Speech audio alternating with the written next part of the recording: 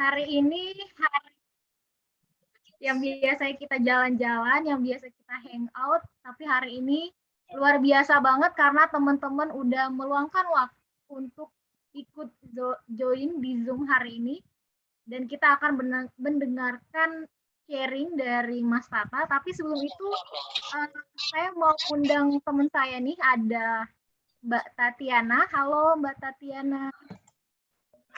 Halo Priska cantik. Oke, Mbak Tatiana udah ready banget nih hari ini. Nah, uh, Mbak Tatiana nih katanya udah punya nih kita server Discord untuk sharing juga. Mungkin bisa dikenalin dulu dong servernya. Oh ya, aku mau kenalin. Aku owner dari grup WA UI UX Indonesia sama grup Discord kita kerja remote. Kalau event ini itu kita udah event UI UX ini kita udah lima kali ini ya. Biasanya diisi sama Kak Fendi, terus Priska juga pernah. Kak Fendi itu mentor di Binar sama mentor di Skillful, dan Priska ini kerja UI UX di Pegadaian, dan kita selama ini free ya eventnya, dan mungkin Kak Sarah bisa di-share ininya WhatsApp grupnya buat yang mau join. Jadi kita sharing-sharing tentang pelatihan-pelatihan apa yang ada dan sharing webinar-webinar kayak gini juga. Nah, kalau buat yang kita kerja remote itu grup di Discord untuk teman-teman yang udah kerja remote atau pengen kerja remote. Jadi di sana selama ini kita ada kayak casual talk bahasa Inggris, jadi ngobrol-ngobrol bahasa Inggris gitu. Sejauh ini sih weekly, tapi weekly dan bi-weekly gitu ya. Jadi kita mengasah bahasa Inggris kita, karena bahasa Inggris itu penting banget, apalagi buat yang mau berkarir di kayak internasional gitu, perusahaan internasional. Terus kita juga ada webinar kayak gini, kita karena yang punya satu orang, jadi kita gabungin satu ya. Selama ini webinarnya tentang UI UX, dan untuk next week atau 2 minggu ke depan bakal ada sharing tentang coding juga, dan itu juga gratis. Kayak webinar tentang coding buat yang berminat tentang coding. Mungkin Kak Sarah boleh sharing link Discord-nya juga. Sorry. Oke, Terus makasih Mbak Tatiana. ada lagi Kak, belum selesai. Kak Priska Oh, belum selesai, sebentar. lagi apa lagi nih? Kira-kira kayak banyak Bentar. banget Terus sharing terus dari ada Tatiana. lagi kadang kita kerja remote kan kayak suka gabut ya di rumah, di kamar sendirian gitu, dan kadang-kadang ketika di Discord itu kita ada voice kan. Nah, di voice itu kita suka tuh ngobrol-ngobrol nggak jelas ketika istirahat makan siang atau ketika selesai kerja gitu. Dan itu kita bisa ngobrol bahasa Inggris atau bahasa Indonesia, dan seru banget sih. Kayak kita bisa dapat gibahan dari PT sebelah. Misalnya kemarin ada yang saya dari dia kerja di tiket.com, dia cerita di tiket.com itu kayak gimana. Terus ada yang kerja juga uh, di perusahaan apa gitu, dan mereka sharing gitu kayak di insight perusahaan mereka seperti apa. Jadi kita kayak wawasannya itu lebih luas, kayak kita nongkrong di kafe, tapi ini tuh di Discord. Jadi buat yang mau join boleh banget ya. Di kita kerja remote grup Discord. Terima kasih udah Kak Priska. Oke, makasih Mbak Tatiana udah sharing tentang Discord dan WhatsApp. Sebelumnya aku mau ralat nih, aku nggak kerja sebagai UI UX di Pegadaian, tapi aku adalah market researcher di salah satu perusahaan market research di Jakarta. Jadi yang dimaksud kerja di Pegadaian itu ada Mbak Femi, salah satu anggota grup kita juga, dia adalah salah satu UI UX designer di Pegadaian. Nah, teman-teman buat informasi aja, jadi di grup WhatsApp sharing UI UX Indo ini grupnya kita-kita aja, jadi bukan suatu grup yang besar, tapi kita antusias untuk jadi kalau teman-teman ingin gabung juga bisa klik link yang udah di-share dari Mbak Sera. Nah, kita juga ada di Discord tentang kita kerja remote, tapi nggak semua yang di Discord orang yang kerja remote kok, bisa juga yang onsite. Kita bisa sharing-sharing juga nih teman-teman. Oke, gitu sih untuk intronya hari ini. Kira-kira Mbak Tatiana udah ada yang mau disampaikan lagi nggak nih dari kita kerja remote?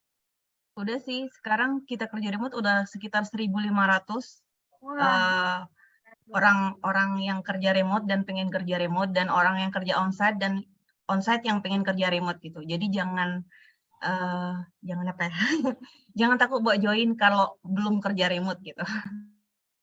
oke, ini banyak yang nanya nih Mbak Tatiana, kalau kita nggak kerja remote boleh join nggak? Atau mahasiswa boleh join nggak? Boleh boleh, kadang ada mahasiswa yang nanya-nanya kerjaan gitu kan. Kita ada share info lowongan kerja yang remote juga di sana. Jadi kalau kalian ada ada headhunter juga di sana. Jadi ada HR yang mereka sharing info lowongan kerja buat yang pengen kerja remote, atau kayak kita kadang suka sharing-sharing aja. Aku kadang kalau lihat di LinkedIn gitu aku sharing di Discord. Khusus yang kerja info lowongan kerjanya khusus untuk yang kerja remote.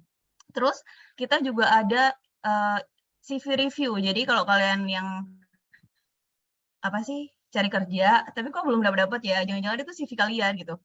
Jangan-jangan itu CV kalian yang trouble, dan kita bisa sharing sharing CV, terus yang lain teman-teman yang lain bisa review CV kalian. Jadi kayak memperbagus CV itu bisa banget di sana gitu. Banyak lah benefitnya.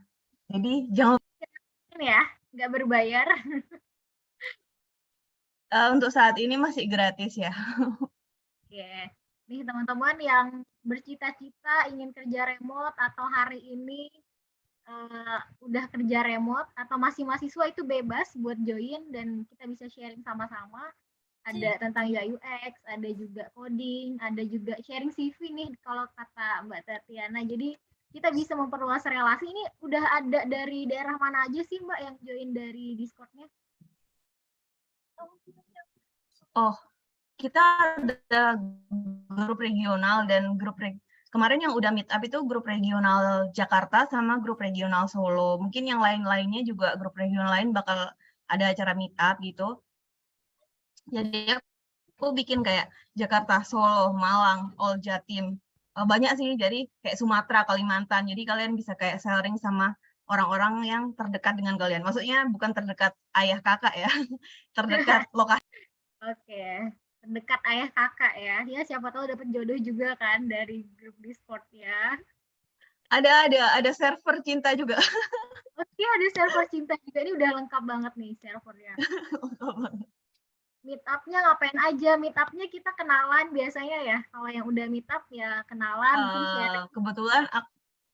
Kebetulan aku belum meet up sih. Yang meet up kan yang Jakarta sama Solo, tapi kebanyakan sih overall kayaknya kurang lebih ngobrolin tentang kerjaan dan lain-lain yang sejalan dengan kita kerja remote lah ya. Karena kita kan satu komunitas gitu, nggak mungkin kita ngobrolin tentang misalnya harga cabai gitu, nggak mungkin kan. Iya, iya benar banget. Makasih Mbak Tatiana. Ada yang mau disampaikan lagi nggak nih untuk teman-teman? Udah cukup. Oke, udah cukup ya. Jadi sebagai informasi kita untuk teman-teman yang mau sharing tentang UI UX bisa join juga di grup WhatsApp atau bisa join juga di grup Discord kita kerja remote. Nggak harus teman-teman yang udah kerja remote atau bercita-cita kerja remote, semua orang bisa join dan bisa sharing. Oke, terima kasih Mbak Tatiana udah sharing pada kesempatan siang hari ini. Nah, karena udah siang nih, udah jam 1 lewat, jadi kita langsung aja uh, ke pemateri utama kita, yaitu Mas Tata. Apakah Mas Halo, Tata sudah join? halo, Halo. halo teman-teman. Oke. Halo teman-teman, perkenalkan Mas Tata Nugraha adalah product designer yang dulu udah juga pernah bekerja sebagai UI UX lead designer. Nah, Mas Tata hari ini bakal sharing sesuatu yang berbeda karena teman-teman udah sangat penasaran. Mungkin langsung aja nih aku kasih ke Mas Tata waktu dan tempatnya di. Oke, terima kasih sebelumnya teman-teman. Selamat siang. Terima kasih juga udah menyempatkan waktunya. Ada teman-teman, ada Mas Fendi, Kak Tatiana, ada Kak Priska. Mereka punya dedikasi tinggi ya untuk ini ya, sharing ilmu ya. Di zaman saya belajar di 2016 itu belum ada yang kayak gini. Kita belajar secara otodidak atau bisa ikut bootcamp seperti itu, dan harganya mahal ya, masih zaman dulu. Nah, hari ini aku mau mengenalkan diri. Namaku Tatak Priyanugraha, atau kalian bisa panggil Tata Nugraha. Bebas mau manggil nama boleh, Mas, Kak, Bang, bebas ya. Biar kita cair. Oh iya, Gilang Ramadan ada yang komen sekarang juga masih mahal, Kak. Iya, demand-nya tinggi ya. Terus kalian juga harus bersaing dengan misalnya ada startup yang tidak berjalan dengan baik, terus ada layoff, kalian bersaing dengan expert-expert lain. Ya, oke. Hari ini aku mau sharing tentang KPI ya. Kalau bahasa Inggrisnya KPI, Key Performance Indicator, Success Metric. Bentar, aku mau share screen.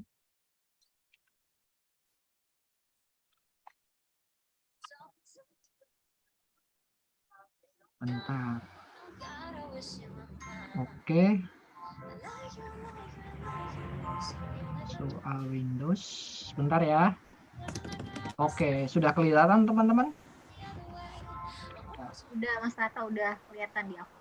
Oke. Udah kelihatan ya. Biar nggak kaku-kaku amat, aku ngejelasinnya fun aja ya. Oh, ini musiknya bisa dikecilin. Terima kasih. Oke, pengenalan pertama KPI ini adalah sebuah matriks atau nilai ukur ya untuk pengukuran apapun itu. Kebetulan kita antusias di roles UI UX dan product designer. Di sesi kali ini KPI ini berfungsi sebagai alat report kepada tim atau stakeholder untuk menilai takaran, misalnya kita reach-nya sampai mana, seperti itu. Nah, kita perkenalan dulu. Halo, sudah tadi perkenalan, Tatak Nugraha.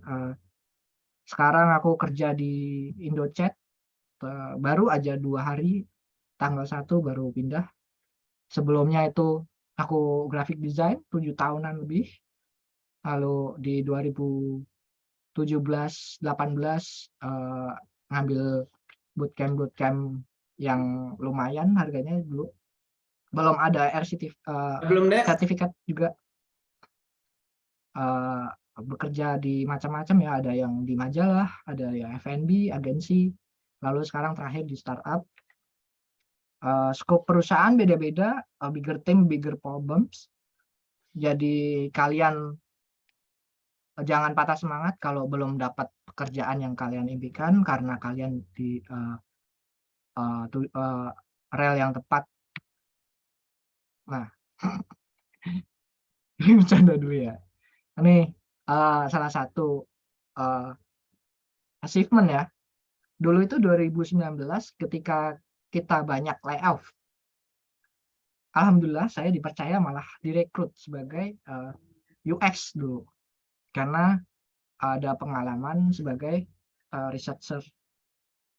Lalu saya dipasrahin gimana caranya kita bisa survive di agensi yang kebetulan itu sumber income-nya itu membuat event. Dan event tersebut harus mau tidak mau harus mengikuti zaman. Dan dibuat virtual event. Kita bikin dari scratch dan itu 3D. Kebetulan kantor juga support. Saya minta sekolahin 3D, mereka provide. Ada beberapa ini yang besar, ada yang kecil-kecil tidak saya sertakan karena kebanyakan. Oke, introduction to KPI ya. Performance management adalah sebagai suatu disiplin ilmu sejarah singkat dan baru terbentuk di abad ke-20 nih. Yang bertanggung jawab itu ada Peter Drucker. Dia itu bapak manajemen lah. Zaman dulu itu kita belum ada matrix, belum ada yang kayak report kita penjualan sales berapa, ini berapa. Dulu masih ada catatan, itu konvensional. Nah, Peter Drucker ini membuat revolusi, dia membuat buku Concept of the Corporation. Lalu kemudian dikenalkan lagi oleh Robert Kaplan and David Norton. Nah, mereka berdua ini memfamiliarkan di tahun 90-an untuk korporasi-korporasi besar. Nah, contohnya zaman dulu itu sheet-nya itu seperti ini doang. Ada customer, ada financial, ada internal, ada learning and growth. Kalian kalau masih bingung nggak apa-apa, ini memang membingungkan. Karena ini tuh indikatornya itu beda-beda ya indikatornya. Ada yang target oriented, ada yang market dan sebagainya. Oke, lanjut.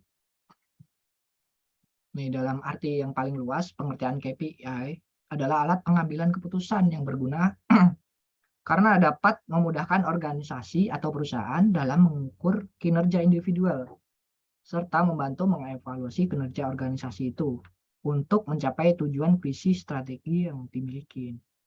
Ini tulisannya agak bertele-tele ya. Singkatnya, KPI itu kita bisa nge-report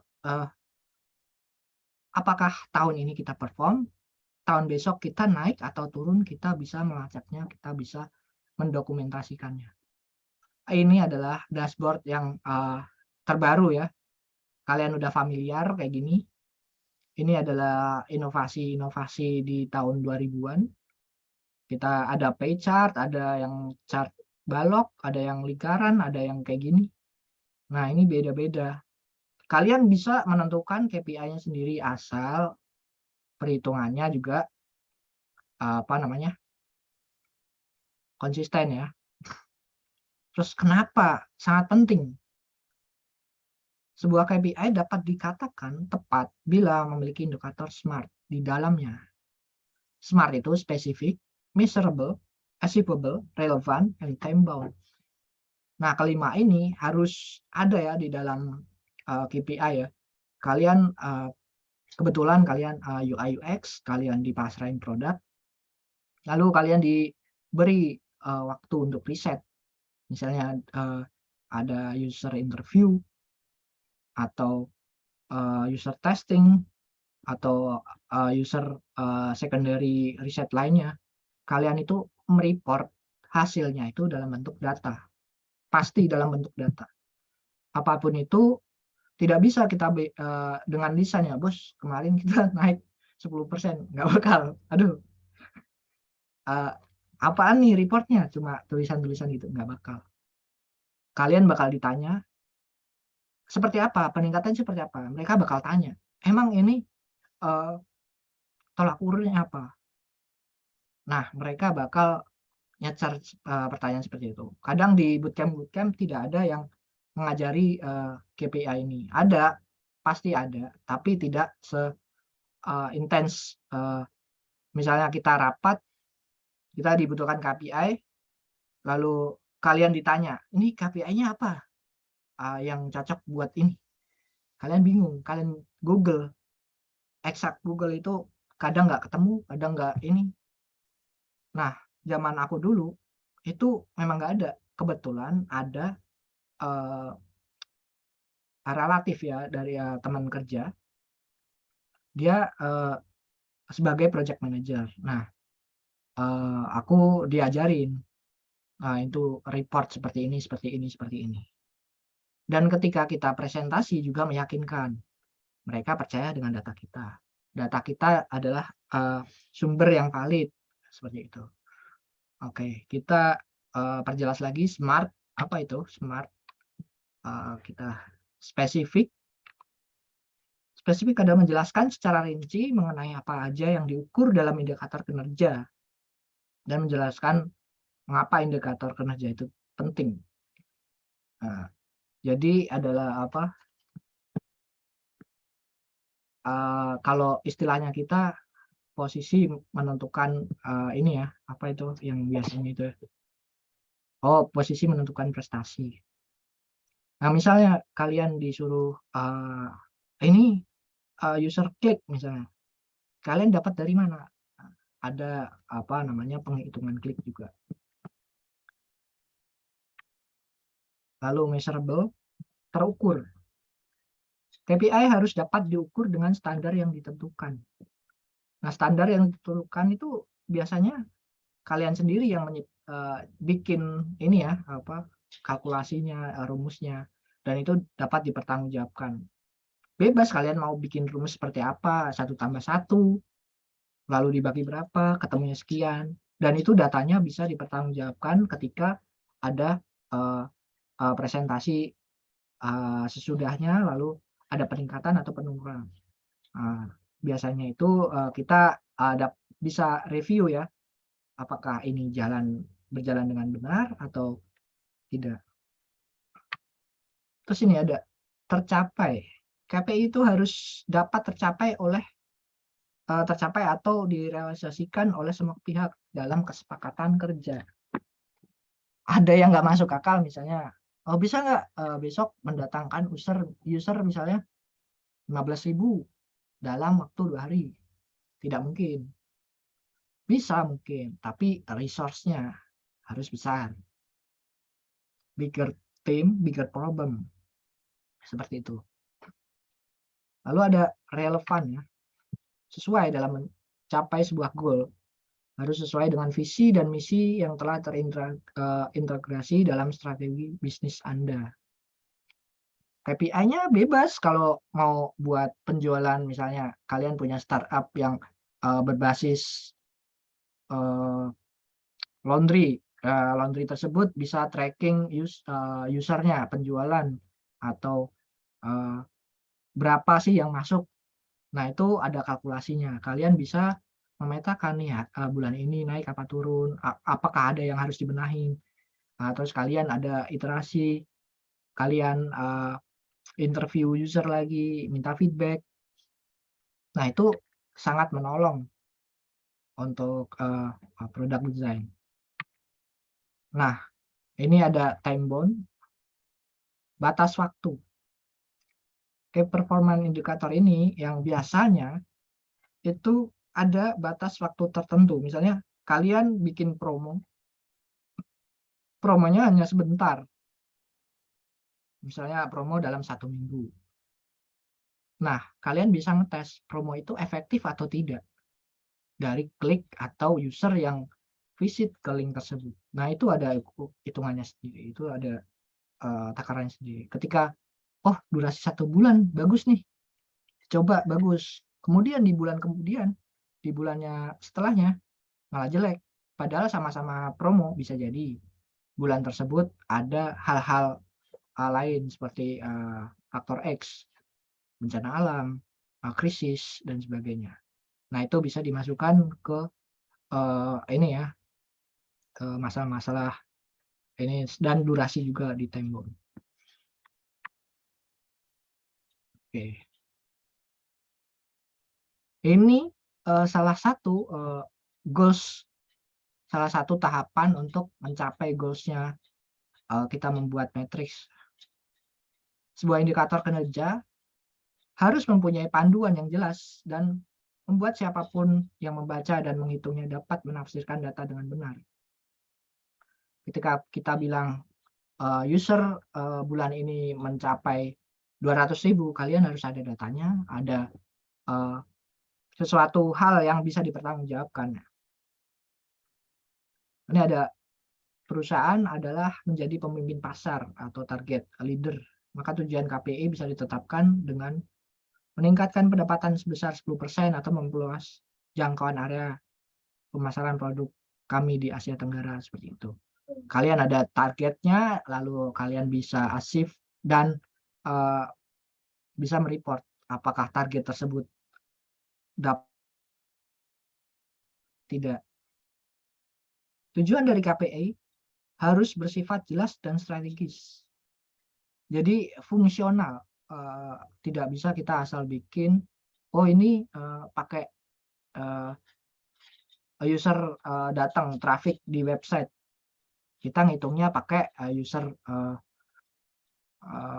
kayak NPS gitu, kayak user feedback. Nggak bisa seperti itu. Oke, next. Buat tujuan yang ingin dicapai secara garis besar. Nah, ini kalian harus target ini. Kalian kalau produk design itu ada namanya biasanya apa? User journey ya. Nah, user journey itu step by step-nya itu biasanya ada ukuran KPI-nya ya. Dukungan KPI untuk menaksir apakah ini benar user journey-nya bisa dijalankan secara benar. Nanti saya gambarnya saya munculkan juga. Terus mengumpulkan data ya. Pengukuran KPI merupakan pengukuran yang bersifat kuantitatif. Ingat kuantitatif. Kalian bisa ngambil cherry picking gitu. Misalnya dalam suatu kapal ada 2 kapten dan 50 ABK. Ketika demokrasi dia kalah suara karena hanya 2 orang yang tahu medannya dan sisanya 48 orang dia ikut suara terbesar. Ketika kapal mau karam, ketika mereka ambil vote, yang lebih menang suara adalah 48 orang ini. Dan 2 orang ini sebuah user yang memiliki experience kalah. Nah, ini bisa terjadi bias juga. Makanya kalian risetnya harus beneran in-depth, dalam. Lalu kalian ada kualitatif sebagai acuan. Tidak bisa kuantitatif doang ya. Misalnya 50 orang tidak pernah menggunakan Android. Lalu kalian tes dengan literasi digital yang rendah, kalian tes suruh login aplikasi e-wallet gitu. Mereka nggak bakal perform. Yang pertama mereka harus relevan dulu sama aplikasi tersebut dan mereka bisa dapat diukur ini ya datanya. Hal ini dapat membantu pengukuran indikator secara tepat dan akurat. Jadi informasi adalah senjata di suatu company. Apalagi dokumentasi, ada data science, data mining itu gede. Kemarin kita ada isu ya, bocoran data ya. Nah, itu kalau kalian bisa dapat datanya, misalnya dari PLN nih, bocoran data pengisian listrik. Kalian tahu berapa user yang isi token PLN dan berapa juga yang isi di hari itu dan di tanggal itu. Nah, itu keluar tuh persentase ya. Terus kalian bikin promo. Shopee lah, Tokped lah. Yuk top up PLN gratis promo sekian. Syaratnya harus join dan share. Nah, itu bisa jadi senjata buat para startup gitu. Dan itu tergantung kalian tekniknya seperti apa sebagai UX ya, researcher. Nah, ini ada rumus ya, beberapa KPI hanya berisi satu metrik atau satu ukuran aja. Namun sebagian besar mengandalkan kombinasi yang disatukan dalam satu rumus terhitung. Nah, ini nanti teman-teman diharapkan punya buku atau notes atau screenshot juga boleh. Nggak boleh record katanya ya tadi ya. Screenshot, tapi lebih capek.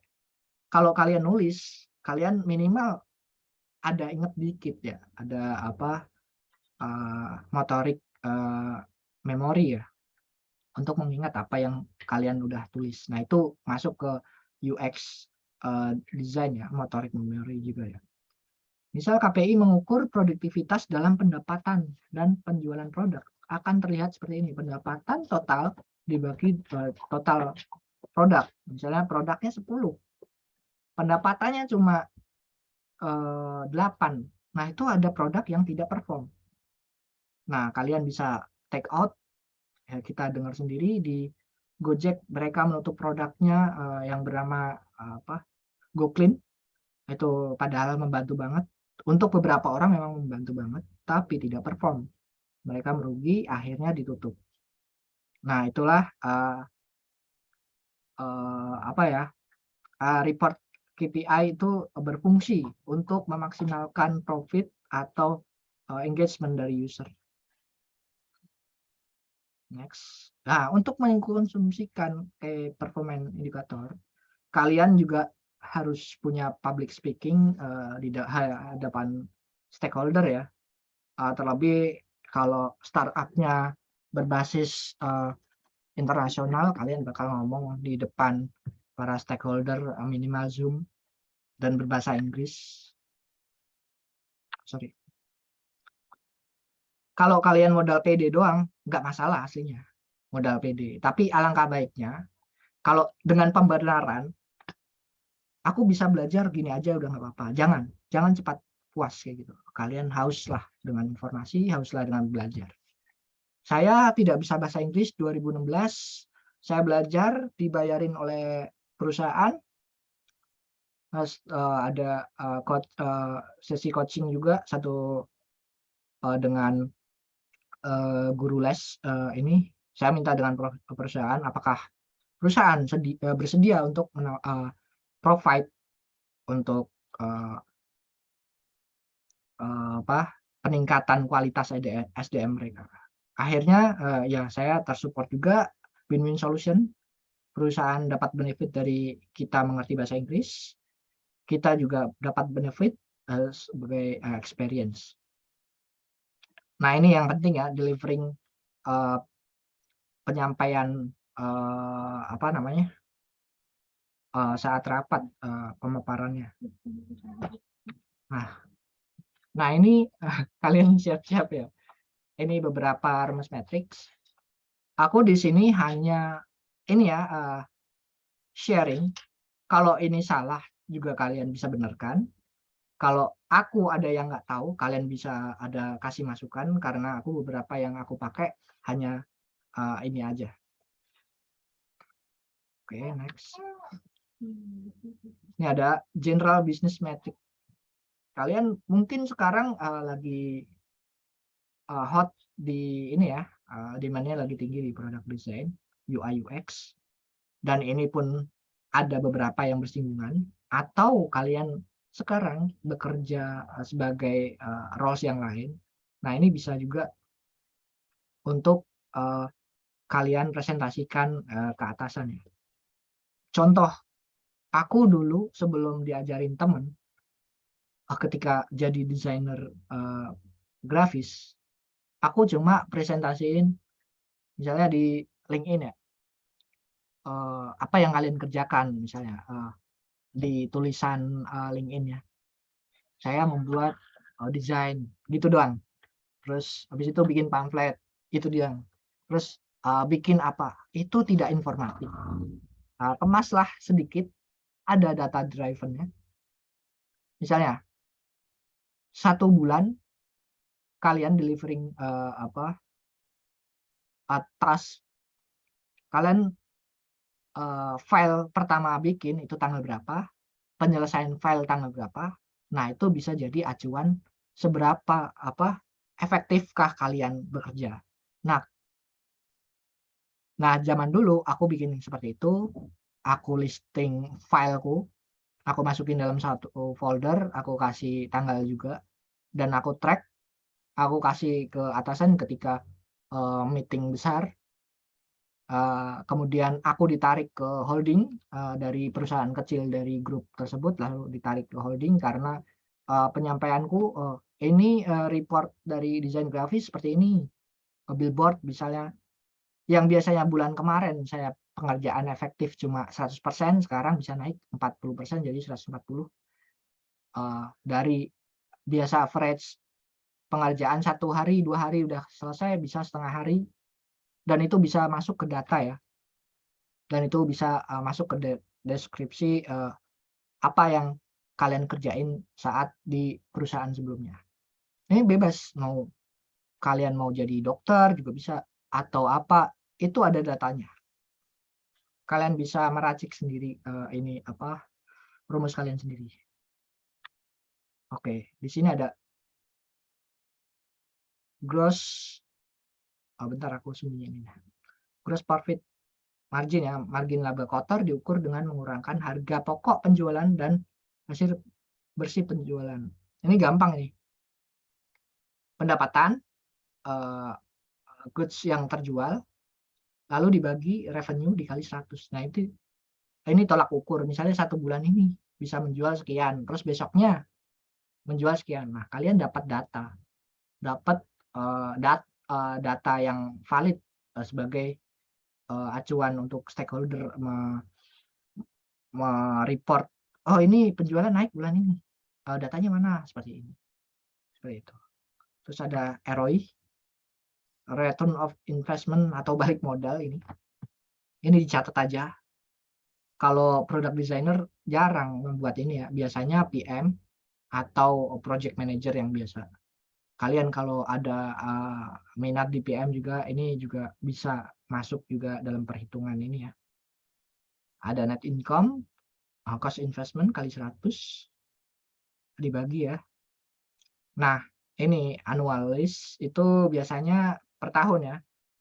Ending value, beginning value dibagi. Y itu year, berapa tahun, lalu dikurangin 1 dikali 100. Nanti keluarnya persentase. Next lagi, kalau kecepatan ngomong ya. Ini ada productivity. Nah, ini tuh biasanya kita bisa, aku kan di perusahaan sebelumnya lead ya. Kadang aku bikin burn chat candle buat anak-anak tuh. Task yang mereka kerjain itu apa aja, aku bisa hitung KPI-nya mereka, apakah perform atau tidak. Nah, ada di sini. Misalnya sampai 3 hari, 2 hari kerja, nanti kita dapat notes-nya. Misalnya hari ini dia ada kerjaan lain atau dari marketing butuh seperti ini. Nah, itu bisa dikasih notes juga atau tanda dikasih notes dan tanda seperti itu. Terus ada total number customer. Ini metrik sederhana, efektif untuk dilacak. Semakin banyak user yang dibayar, semakin banyak uang diperoleh. Nah, ini tuh untuk subscriber ya. Kayak kalian bisa bikin aplikasi yang berbayar, misalnya langganan news gitu, berita. Nah, ini ada subscribernya berapa, terus pendapatan per user itu berapa, bisa dicari di sini.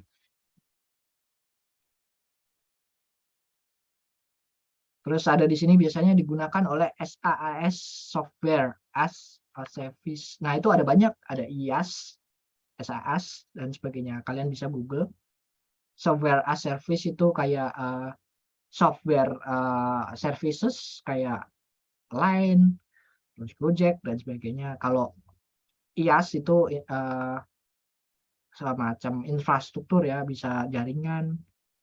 Terus satu lagi itu apa ya, hardware apa, kayak Nvidia dan sebagainya itu. Next-nya ini ada marketing matrix.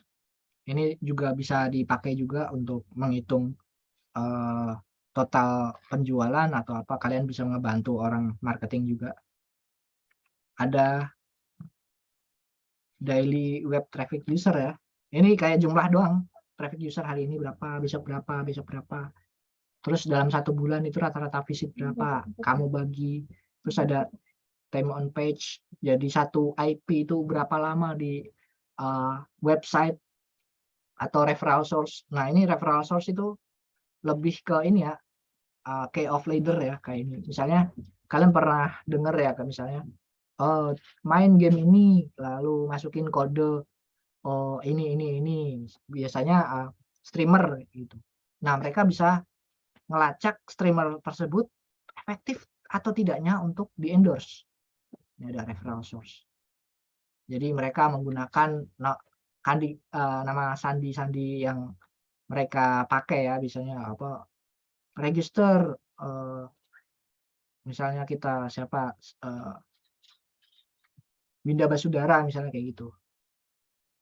Dia nyantumin kode. Nah, itu bisa di-track tuh dari marketing. Nih, endorsan gerak nggak nih dari dia. Kalau kalian cuma nyebar endorse, jebret, nggak ada KPI-nya, kayak ini ya, apa, Scarlett ya, asal nembak influencer ditembakin semua. Itu kurang efektif. Scarlett, whitening apa-apa itu. Semua influencer dikasih itu kayak tidak efektif banget. Lalu ada new web traffic user ya. Nah, ini sesi itu kayak kalian durasinya berapa lama menghabiskan visit di site tersebut. Ada session previous month, terus ada session, terus dikali 100. Oke. Nah, ini biasanya kalian kalau sering bersih-bersih di email, ada spam, ada apa. Nah, ini biasanya itu mereka bikin marketingnya itu apa ya, formatnya SMS ya, mail service apa seperti itu. Nama metrik ini sangat penting untuk marketing ya. Rata-rata buka email dan mengukur persentase audiens yang telah membuka email. Email kalian itu kalian blast itu untung atau tidak? Maksudnya misalnya kalau kalian metriknya pengen ngincer ini ya, visit ya, berapa kali klik yang masuk ke link tersebut? Atau metriknya CTA, confirm to action. Berapa orang yang beli setelah ngeklik link tersebut? Ini ada total email send. Nah, ini ngitung endorse. Kalau ada misalnya Instagram, selebgram seperti itu, ini ada seperti ini. Call ke opinion leader. Konversi value, advertising cost, langsung dibagi sama advertising cost. Misalnya kita endorse IP Nupin lah. Yang beli cuma 10, IP Nupin di endorse 1 juta. Berarti kalian ngeluarin 100.000 per satu produk. Dikali 100, nah itu keluar persen. Nah, ini ada sales metric, tapi aku sales metric yang atas nggak aku pakai yang lead to customer ya, adalah metrik baik diidentifikasi karena dapat memberikan wawasan kepada tim penjualan. Jika konversi tinggi dapat menargetkan user yang tepat dan mendapatkan prioritas. Tingkat konversi yang rendah menunjukkan bahwa calon user akan mendapatkan atau mencari platform lain. Sorry, belibet. Jadi itu ini kalau kalian dapat organik, contohnya itu ini tuh kayak berapa follower kalian. Follower kalian 2 juta. Terus yang beli cuma 300 itu nggak fungsional. Nah, kayak gini nih. Ada required marketing contribution ya. Ada average conversion rate. Jadi berapa jumlah follower kalian dibagi pemasukan yang telah terbeli. Nah, itu juga itu sebutannya apa ya, kalau nggak pakai iklan itu organik ya. Terus ada customer acquisition cost, adalah jumlah yang dihabiskan tim untuk strategi pemasaran, penjualan untuk mengubah target market, target yang kalian iklanin itu mau beli. Nah, ini salesnya berapa, marketingnya berapa, dibagi beberapa user yang datang. Nah, kalau ada perusahaan-perusahaan kecil gitu, dia tidak bikin kayak ginian biasanya. Jadi dia tidak bisa nge-track apakah sales mereka perform atau tidak. Jadinya pemborosan anggaran, brand yang mereka mati, dan target tidak sesuai. Nah, ini penting, sepele tapi penting. Ini ada customer success metric, NPS ya. Ini bakal sering kalian dengar. loyalitas dan kepuasan user. Kadang-kadang disebut ini ya, NPS ya, seberapa besar kemungkinan Anda akan merekomendasikan produk atau layanan. Kalian ngefans banget sama GoFood, teman kalian pakai Grab, kalian panasin terus pakai aja GoFood. Nah ini kalian termasuk jadi user yang masuk ke data ini. Nah ini adalah biasanya kita ngitungnya itu dari review aplikasi ya. Apakah Anda senang bintang 5, bintang 4, atau review yang lainnya. Ada detractors, orang yang kurang kurang antusias. Promoters, orang yang dengan sukarela mempromosikan produk Anda karena bangga memakai produk Anda.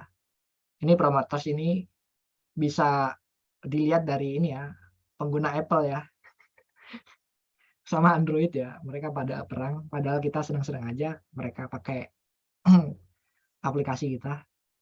Entah itu platformnya apa aja, terserah mereka lah. Ada promoter, detractors, dibagi beberapa orang user yang diinterview dikali 100 diketemu. Nah itu retention rate ini juga penting untuk ini ya,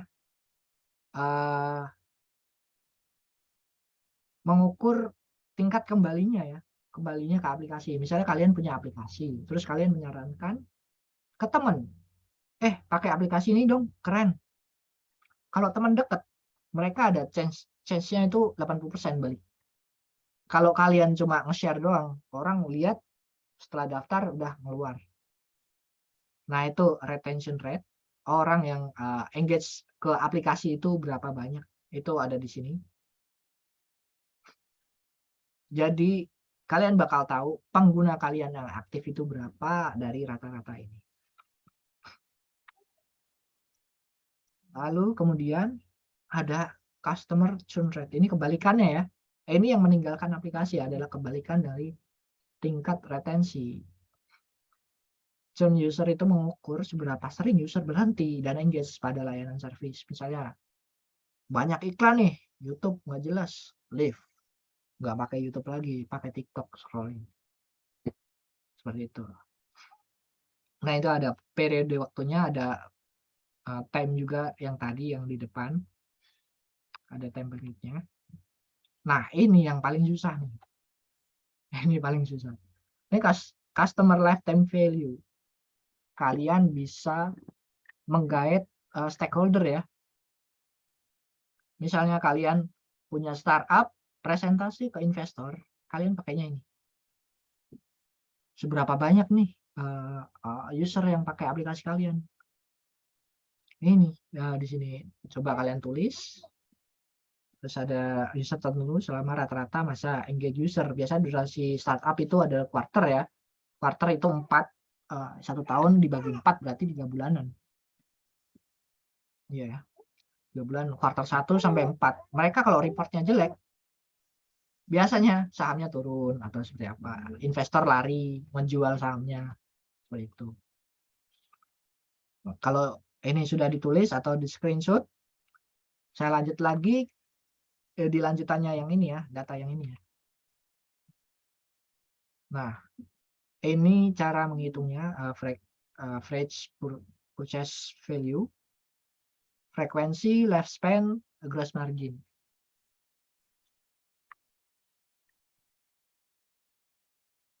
Kecepatan ya.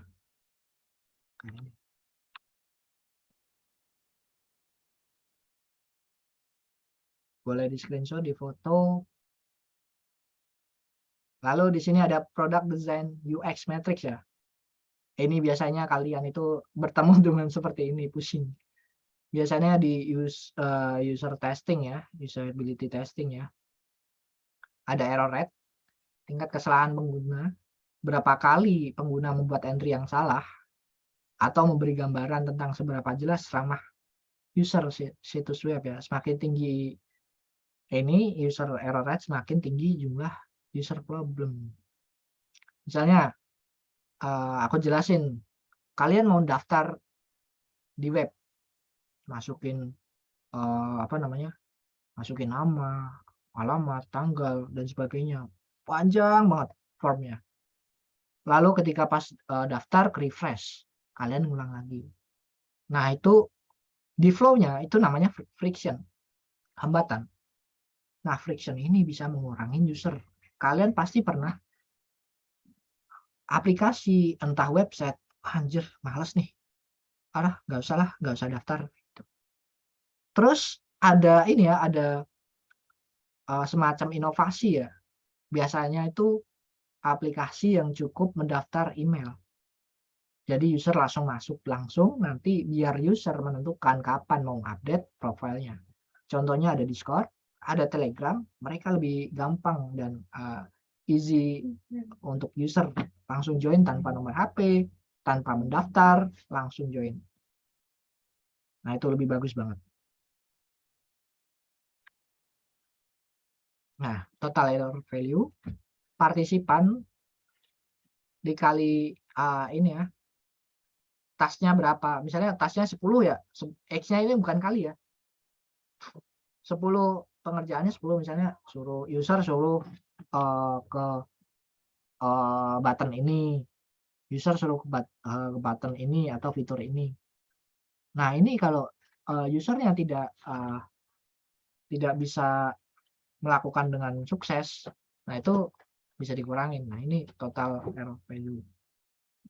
Terus ada total number error, terus berapa task itemnya, berapa kali mereka mencoba gagal terus. Nah itu ada juga. Nah ini drop off rates ya. Biasanya kalian yang suka cek Shopee tapi nggak dibayar. Nah ini check out Shopee bayarnya kapan-kapan. Nah ini masuk ke drop off rates ya. Akhirnya apa? Yang punya produk atau seller biasanya nurunin harga biar oh ini lagi sale nih atau diskon nih.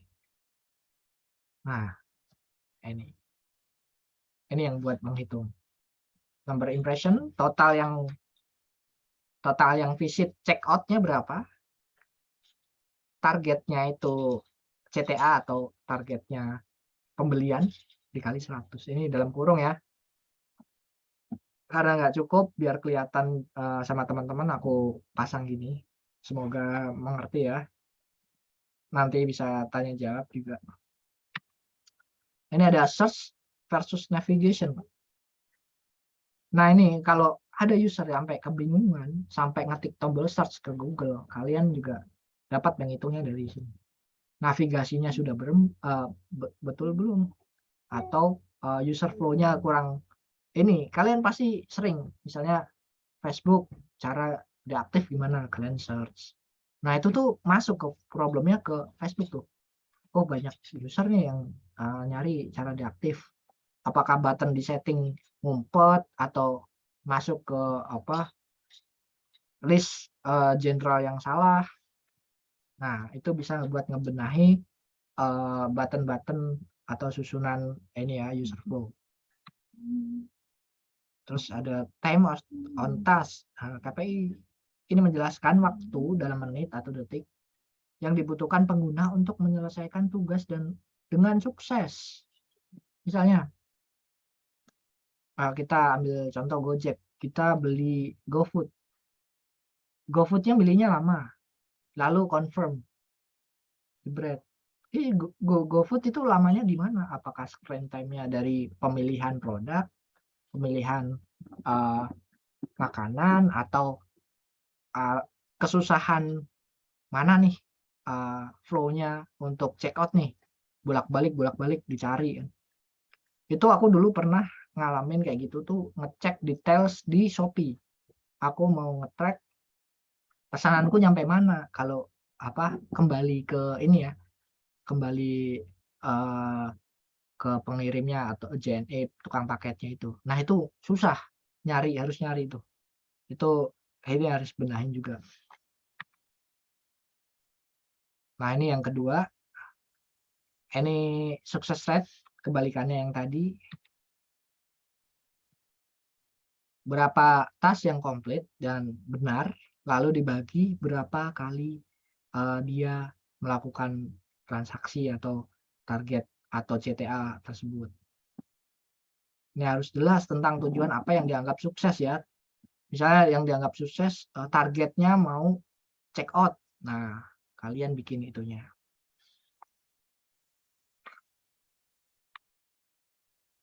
Terus sistem usability scale. Nah, ini biasanya ada di user testing ya. Kuesioner ini dikasih ke mereka, suruh jawab. Jadi aplikasi kalian itu ramah nggak bagi mereka? Semakin banyak, semakin bagus nih. Seperti itu. Terus ada customer satisfaction. Adalah matriks mengekspresikan kepuasan user dalam metrik yang nyaman ya. Pengguna penguji ditanya seberapa puaskah Anda dengan situs web, produk, layanan, dan lain-lain. Hasilnya adalah persentase 0 hingga 100, di mana 100 mewakili kepuasan user maksimum. Skalanya bisa mencakup 5 penilaian. Nah, seperti ini. Checklist gini. Biasanya kalian kalau ngikut bootcamp kan suruh bikin kayak gini kan. Bootcamp juga riset tuh, apakah narasumber punya kredibilitas, apakah narasumber bisa menyampaikan dengan jelas. Nah, biasanya seperti ini. Dan yang terakhir, developer matrix. Ini biasanya dipakai buat QA ya. Nah, itu ada product uptime, bug response, daily activity user, cycle time. Ini nggak akan aku bahas karena jauh. Nanti bisa riset sama teman-teman. Nah, kalau mau ada yang ditanyakan boleh. Sembari aku mau nge-share contoh yang aku buat. Ini contoh standar ya, template seperti apa dashboard reporting ini. Kalian yang jago Excel itu bisa loh, apa namanya, membuat reportnya. Ntar aku share ya. Oke, share. Nah, ini ada data, calculation, dashboard. Misalnya KPI-nya mah apa. Nah, ini kalian bisa googling cara bikin chart, pie chart, atau apa. Kalau kalian bisa presentasi kayak gini di depan stakeholder, kalian bakal disayang banget sama atasan ya. Oh, kamu aja yang ini ya presentasi seperti itu. Ini bisa diganti nih. Misalnya perusahaan kalian ada di mana nih, di bawah kiri. Misalnya KPI-nya ini metrik standar ini ya apa? Aku lupa namanya. Yang dibagi 4 itu. Standar kepuasannya kemana gitu. Terus ini ada top right, left bottom kayak gini. Kalian bisa explore punya kalian sendiri. Oke, seperti itu. Terima kasih teman-teman sudah mendengarkan. Semoga tidak bingung ya. Aku juga kadang bingung nih. Oke, aku stop dulu sharingnya.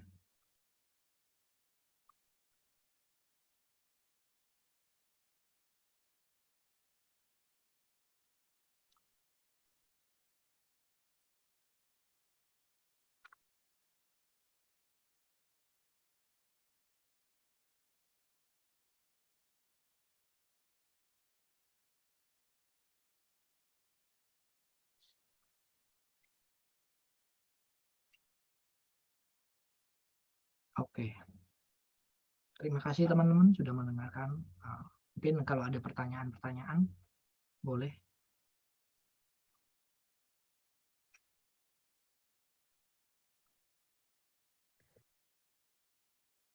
Oke, keren banget nih materi dari Mas Tata, udah sangat menggugah di siang hari yang panas ini, menjadi lebih sangat bermanfaat dan bersemangat. Nah, untuk teman-teman yang mau bertanya, bisa ditulis di Slido linknya udah dikirim di chat atau bisa raise hand ya teman-teman. Nah, karena ini udah ada yang raise hand, mungkin kita boleh coba yang raise hand dulu kali ya. Boleh, boleh. Oke. Ini Mas Gilang Ramadan. Hmm. Halo Kak. Halo, Oke, Gilang. mungkin bisa kenalin dulu Mas Baik. Gilang, nama dan asalnya dari daerah mana dan dapat informasi ini dari mana sih? Oke.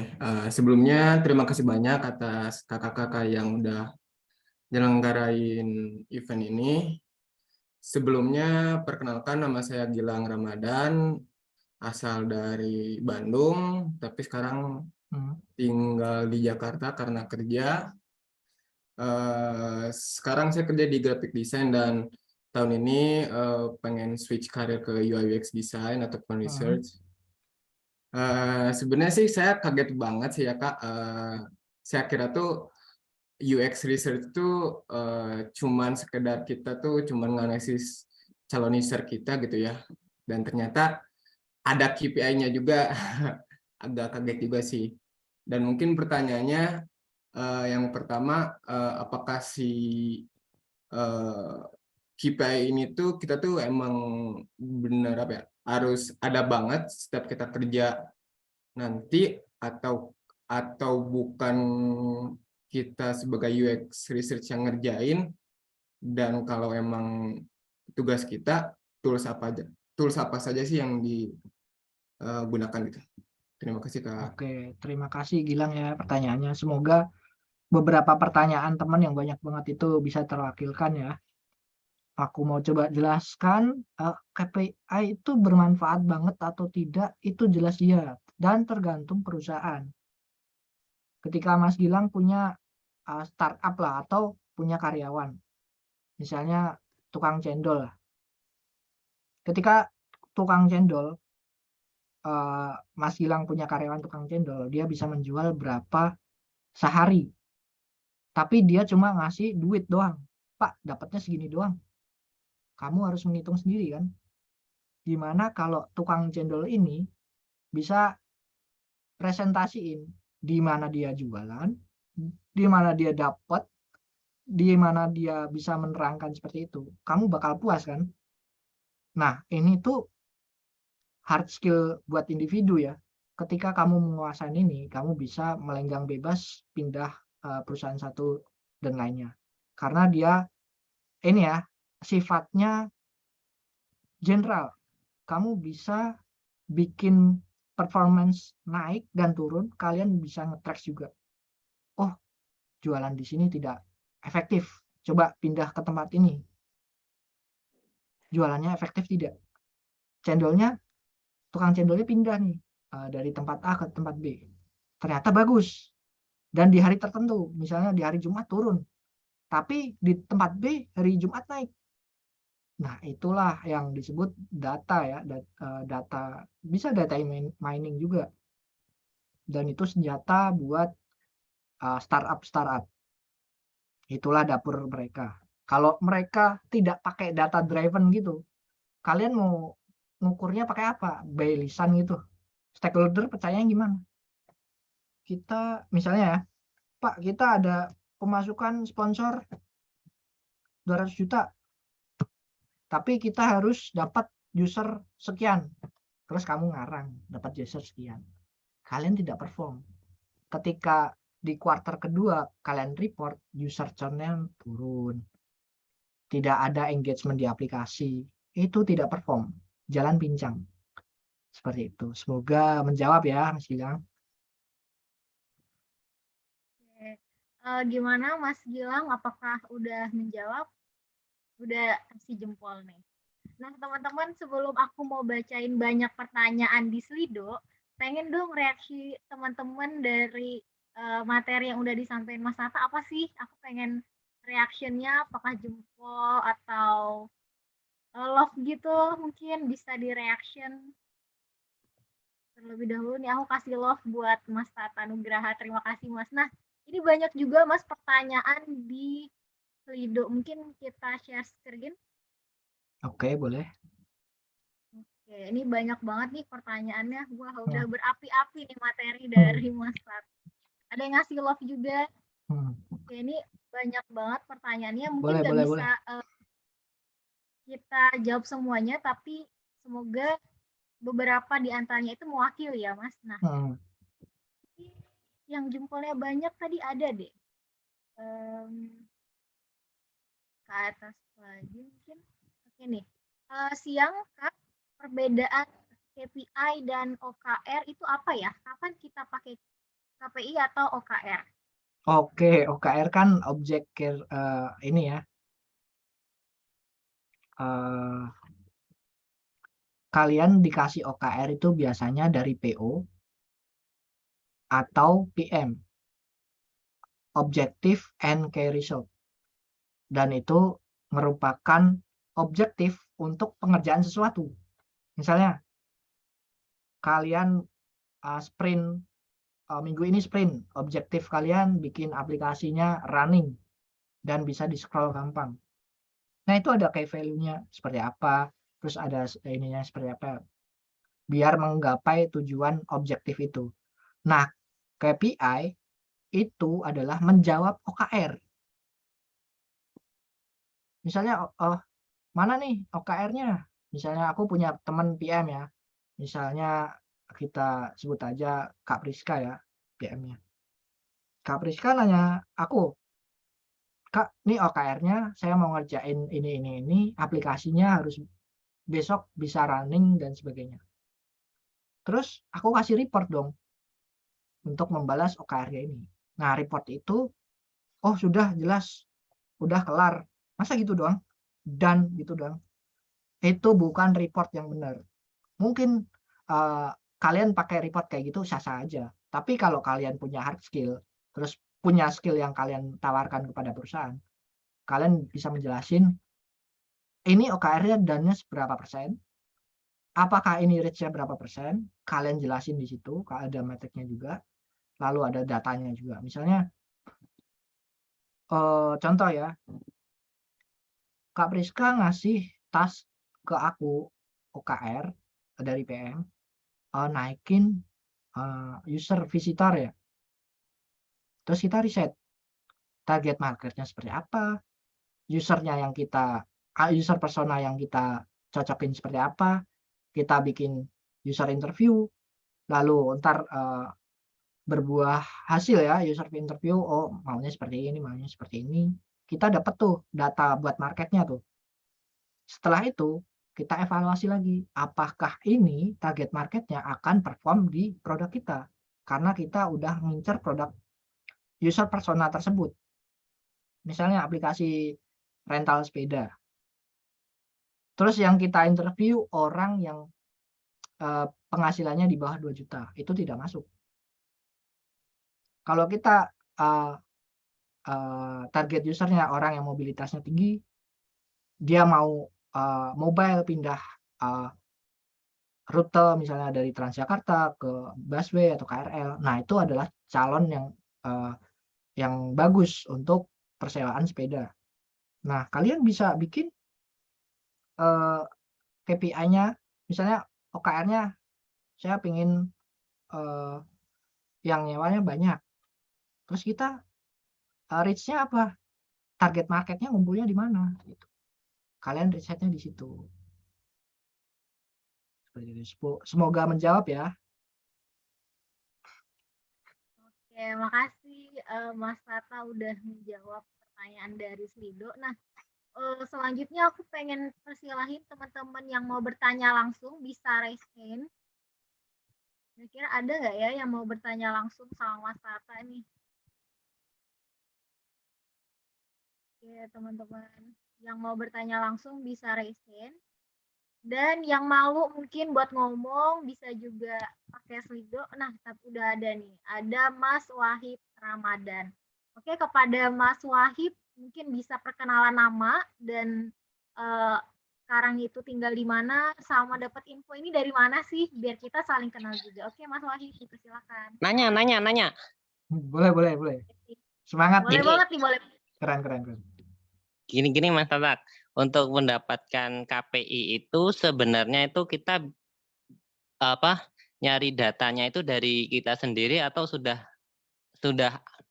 ada di perusahaan itu menyediakan data yang banyak, terus kita tinggal nyari KPI-nya, atau kita terserah kita ngarang KPI-nya aja sesuai dengan apa yang di PM, misalnya kalau ada PM misalnya apa yang PM mau, misalkan dikarang dikit-dikit. Bisa Itu dikarang. oh bisa, berarti untuk pembuatan KPI itu terserah kita ya itu ya, asal ada datanya gitu kan? Ada tapinya. Nah, tapinya itu kayak gimana? Udah itu aja Kak, makasih. Oke. Kalian bisa ngarang. Nggak ada yang bisa memvalidasi ini. Tapi aplikasi kalian nggak perform. Kalian ngasih sumber data. Ada orang yang datang ke rumah kalian selama 1 minggu. Kalian bohong. 1 minggu yang main ke rumah ada 5 orang. Kalian bohong. Gitu. Terus ada orang mau invest ke rumah kamu. Misalnya orang yang lewat pakai kesetnya dikenai Rp1. Tapi nggak jalan nih Rp1. Katanya 5 orang. Kok Rp5 nggak ada yang masuk? Itu jatuhnya apa? Data kamu nggak valid. Seperti itu. Itu contoh analoginya yang paling gampang ya, biar teman-teman juga bisa ngerti juga. Terus tadi aku lihat di ini Slido ya, ada yang tanya, Mas gimana Scarlett tidak efektif, terlalu asal-asalan mengendorse. Menurutku benar. Misalnya kalian ngendorse 10 orang, kamu nggak tahu yang works beneran profit itu dari endorsement yang mana. Kalian nggak ngasih kode, kalian nggak ngasih target market, kalian asal aja ngasih set. Misalnya biaya promosi 1M. Kalian bagi 10 orang influencer. Dapatnya 100.000 misalnya, 100.000 produk. Ketika ditelisik, misalnya dikasih kode ini ya, kode generate ya. Misalnya satu influencer redeem kode ini 001 misalnya, sampai 0010. Ternyata yang lebih masuk banyak itu 0010, yang 9-nya tidak perform. Ngapain buang 100 juta satu-satu buat 9 orang? Mendingan kita fokuskan buat 1 orang. Kayak gitu. Itulah gunanya KPI senjata kalian. Makanya data mining, data science itu mahal. Kalau kalian cuma ngarang, boleh ngarang, tapi nggak perform aplikasi kalian. Akhirnya apa? Aplikasi bangkrut, lay off, tidak perform, saling tuduh-tuduhan, salah-salahan.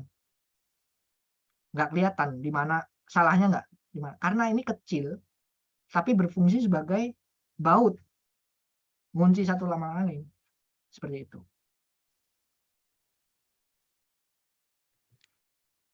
Oke, nah gimana nih Mas Wahib dengan pertanyaannya tadi, apakah udah menjawab? Oke, udah ada reaction jempol nih, berarti udah sangat menjawab nih. Mas Tata, terima kasih. Sama-sama. Selanjutnya kita mau bacain lagi banyak pertanyaan di Slido nih.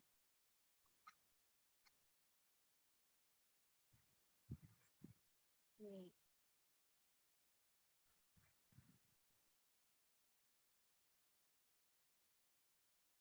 Oke, nah ini ada pertanyaannya, matrix ini yang menentukan siapa ya Kak? Apakah produk desainernya saja atau produk manager atau bagaimana nih? Ini pertanyaan yang sangat menarik nih. Yang menentukan itu bebas ya.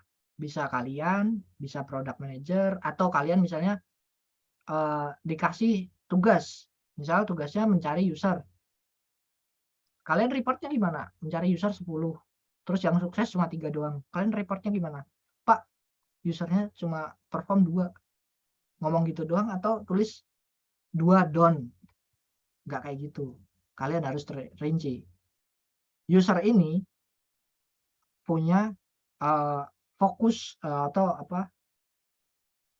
screen time sekian. Terus ada interaksinya juga. Terus lebih engage. Ngobrolnya lama. Terus on point. Pengerjaan tasnya sekian. Kalian tulis, misalnya matriksnya kan ada yang tadi usability testing ya, ada user on screen berapa lama, terus user satisfaction seperti apa. Nah itu kalian yang report kayak gitu, kalian sendiri, kalian yang nemuin, kalian kayak apa ya, kayak ngambil buah, buah ini berapa aja. Misalnya di pohon ini buahnya ada 10, tulis 10. Kalau kalian bohong ya sah-sah aja. Tapi kan ntar resultnya, katanya buahnya 10, tapi di gudang 2. Nah ini, itu yang bisa miss ya, target miss, bisa nggak perform produknya, padahal produknya bagus banget, brilliant banget, tapi tidak perform. Nah itu biasanya target market atau KPI-nya kurang matang, seperti itu. Oke, makasih Mas Tata. Semoga menjawab ya siapapun yang nanya tadi karena dia anonim. Oke, buat teman-teman masih ada yang mau bertanya lagi nggak nih dengan raise hand gitu, menanyain langsung ke Mas Tata?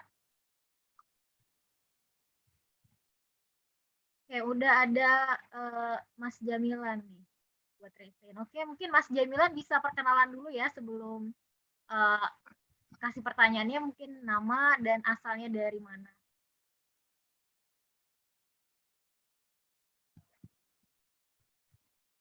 Udah bisa unmute?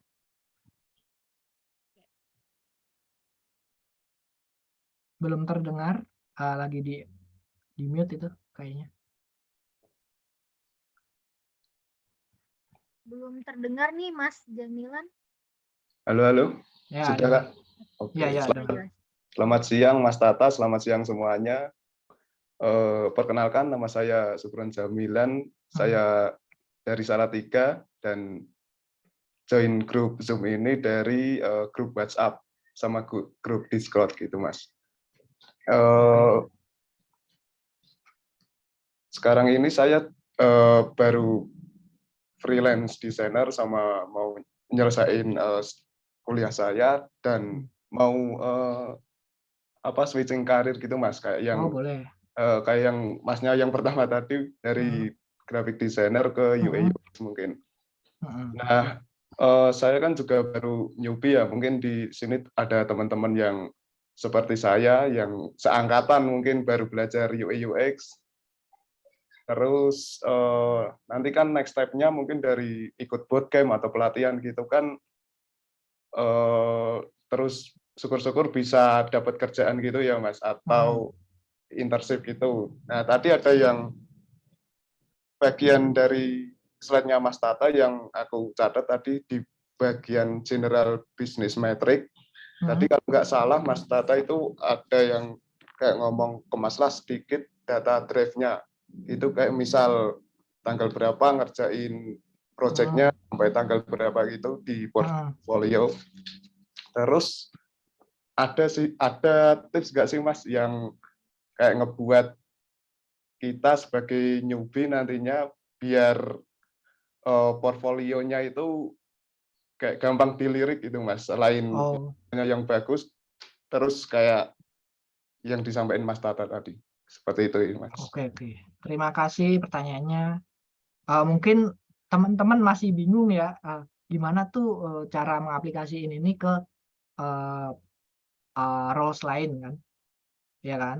Graphic design, kamu bisa loh, misalnya kamu freelance, kamu ngajuin 10 rating misalnya, rating atau pertanyaan-pertanyaan, apakah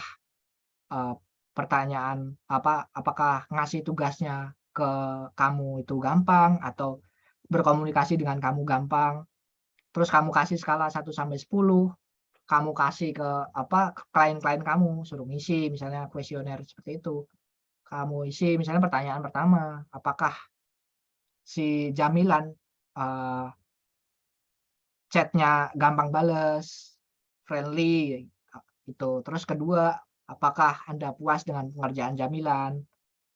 Terus apakah kalian bersedia memberitahu orang lain jika puas dengan pekerjaan Jamilan? Itu data-data yang kamu kumpulin sendiri, ya kan? Terus ketika kamu ditanya, kerja kamu desainer kerjain apa aja? Oh, bikin pamflet Pak. Wah, semua orang bisa gitu, iya kan? Kalau kamu bisa ngumpulin kayak gitu, kamu bikin. Ada 30 orang klien yang engage ke kamu, repeat order, pesan ke kamu lagi ada 8. lalu kesemuanya puas di metrik ke-8. Kamu bisa tulis misalnya 80% satisfaction, terus ada 1% repeat order. Seperti itu. Tulis saja, tulis yang kamu mau lah. Kamu mau pamerin apa? Oh, aku viral. Boleh. Visitor number di page kamu. Bebas, universal ini. Udah paham kan? Enak kan? Ya gimana Mas Jamilan? Masih ada yang penasaran mau ditanyain ke Mas Tata? Oke, udah action jempol berarti udah sangat menjawab nih.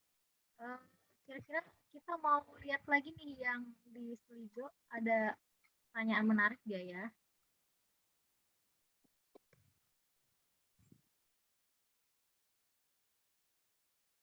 Oke, ini ada pertanyaan di chat.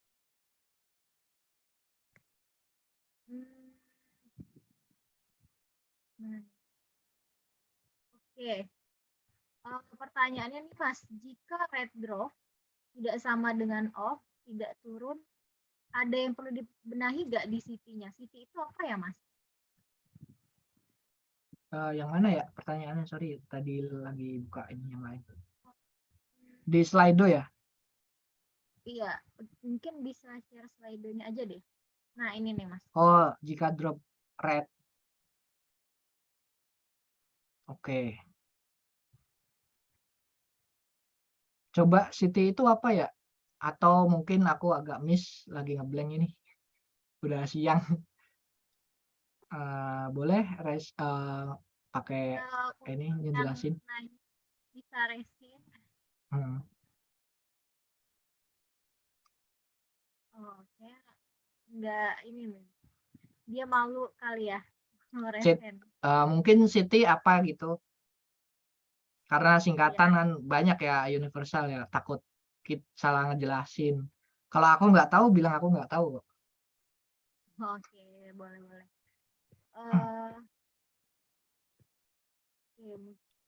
Oh, dari Serafika ya? CT itu apa ya, Serafika?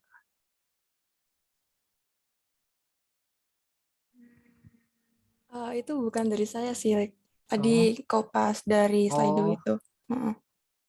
Mungkin tadi ada rumus di bagian drop off rate itu, mungkin seperti situ mungkin.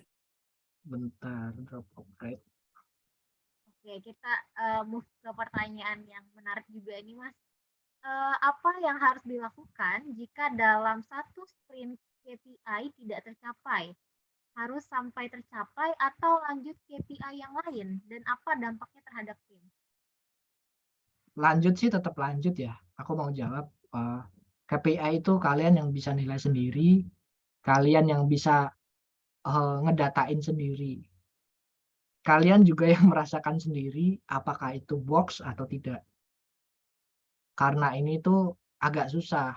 Memang agak susah. Kalian meneliti habit orang dengan takaran nomor. Dan nomor itu sebagai acuan untuk menakar itu kan. Untuk bekerja atau tidaknya tergantung kamu sendiri. Kalau nggak kerja misalnya nggak perform, ya pasti ada yang miss di situ. Apakah target marketnya salah, apakah tempat ininya salah, atau yang lainnya seperti itu. Tapi kalau memang benar misalnya penjual jamu ada 10, terus 10 penjual jamu itu di kota berbeda-beda. Nah, di 10 penjual jamu itu penjualannya beda-beda juga tuh, 10 daerah itu. Nah, kamu bisa nulis juga misalnya dari 10 penjual jamu yang laris misalnya di Jawa Timur. Karena di sana ada ininya, ada habit masyarakat kalau badannya tidak enak minum jamu seperti itu. Beda kalau jualan jamu di kota besar. Karena jamu kayak diremehkan seperti itu. Jadi kamu bisa ngambil matriksnya dari 10 penjual jamu berbeda kota, kamu bisa list penjualan misalnya dari Jakarta 0, dari Surabaya 10, dari Semarang 8. Nah, itu kamu bisa memetakan di mana produk kamu bisa laku dengan angka seperti itu. Jadi angka itu membantu kalian untuk nyeleksi, wah ini apakah bisa dilanjut atau tidak.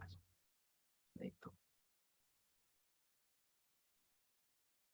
Mungkin CT ini apa target ini ya, CTA ya? Atau CT doang? Mungkin bisa di-share screen yang tadi Oh, Mas boleh. Atta.